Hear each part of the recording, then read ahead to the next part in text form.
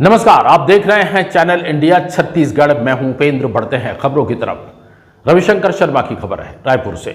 शंकराचार्य आश्रम रायपुर में आज स्वामी इंदु भवानंद तीर्थ महाराज का पावन प्रकटोत्सव और शरद पूर्णिमा महोत्सव धूमधाम से मनाया जा रहा है। पराम्बा भगवती राजराजेश्वरी महात्रिपुरी सुंदरी ललिता प्रेमाम्बा महारानी का विशेष पूजन प्रातः हुआ। श्रृंगार आरती के बाद ललिता सहस्त्र नाम पारायण हुआ। 64 योगिनी माताओं का मालपुआ भोग लगाया गया और दोपहर को जगत गुरु शंकराचार्य गौशाला में गौ पूजन किया गया।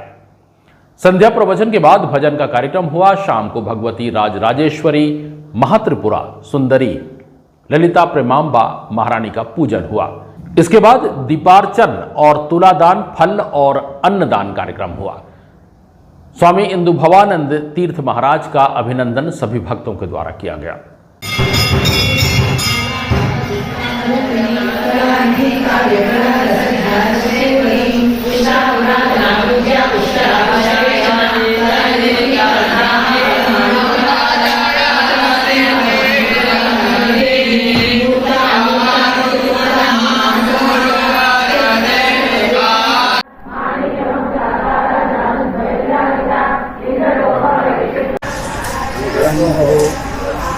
आज गुरु शंकराचार्य आश्रम बढ़िया कला में दो उत्सव हैं। पहला शरद पूर्णिमा महामहोत्सव है और दूसरा शंकराचार्य आश्रम के प्रभारी परम पूज्य 1008 दंडी स्वामी डॉक्टर इंदु भवानंद तीर्थ जी महाराज का अवतरण दिवस भी है। ये दोनों उत्सव सभी भक्त मिलकर बहुत ही उत्साह से और धूमधाम से मनाते हैं। साथ ही दंडी स्वामी जी महाराज का यह प्रथम चातुर्मास है। जन्म दीक्षा लेने के उपरांत जो चातुर्मास होता है वो 4 महीने का होता है। उन 4 महीने के अंतराल में अभी आप देख रहे हैं श्रावण, भाद्रपद, पितृपक्ष और आश्विन अर्थात नवरात्रि। और नवरात्रि के आज पंचमी दिन, नवरात्रि के बाद 5वें दिन आज शरद पूर्णिमा महामहोत्सव।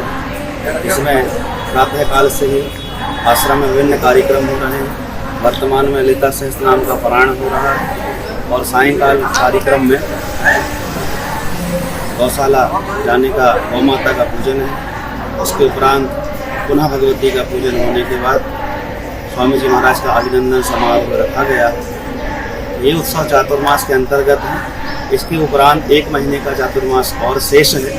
इसमें दीपावली, धनतेरस, दीपावली, गोवर्धन पूजन जो हमारी गौशाला में मनाया जाएगा। उसके उपरांत देवोत्थानी एकादशी और फिर सीमोल्लंघन का कार्यक्रम है। सीमोल्लंघन के साथ ही चातुर्मास का अनुष्ठान समाप्त हो जाता है। तो चातुर्मास अनुष्ठान समाप्त हो उसके पूर्व अर्थात 4 नवंबर को चातुर्मास संपूर्ति महासभा रखी गई। इसमें हम सभी भक्त स्वामी जी महाराज का अभिनंदन करेंगे, उनका पूजन करेंगे। उसके उपरांत कार्तिक शुक्ल पूर्णिमा को स्वामी जी महाराज अपना चातुर्मास व्रत अनुष्ठान समापन करके रायपुर की सीमा को क्रॉस करेंगे, रायपुर की सीमा का उल्लंघन करेंगे और महादेव घाट में जो हारून नदी है उसका महापूजन करके अपना चातुर्मास अनुष्ठान समाप्त करके सीमा उल्लंघन करके परमहंस गंगा आश्रम के लिए प्रस्थान करेंगे। आज का जो दिन है ये बड़ा ही पवित्र है, उत्तम दिन है। और सायंकाल भगवती की पूजन के उपरांत यहाँ दीपार्चन होगा अर्थात सहस्त्रों दीपों से भगवती का अर्चन होगा, दीपमाली का अर्चन होगा। और यह शरद पूर्णिमा महामहोत्सव हम सभी मनाएंगे। इसमें सभी भक्त सम्मिलित हैं, सभी को उत्साह है। सायंकालीन कार्यक्रम